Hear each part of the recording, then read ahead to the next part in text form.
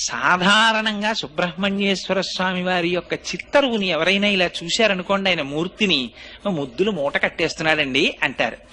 ఎంత అందంగా ఉంటాడంటే ముమ్మూర్తుల వాళ్ళ అమ్మగారి పోలిక. అంటే మరో మాటలో చెప్పాలి అంటే పార్వతీదేవి పోలిక.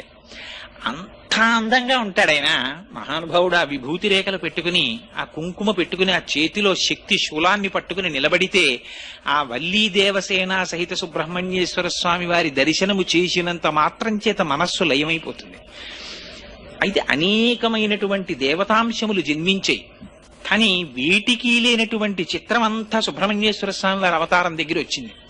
ఎందుచేత అంటే మీరు ఏ గ్రంథం తీసుకోండి, పవిత్ర గ్రంథం శ్రీమద్ రామాయణం తీసుకోండి, బాలకాండలో సుబ్రహ్మణ్యేశ్వర స్వామి వారి అవతారం చెప్తారు. భారతం తీసుకోండి, సుబ్రహ్మణ్యేశ్వర స్వామి వారి గురించి చెప్తారు. వామన పురాణం తీసుకోండి, సుబ్రహ్మణ్యేశ్వర స్వామి వారి గురించి చెప్తారు. స్కాంద పురాణం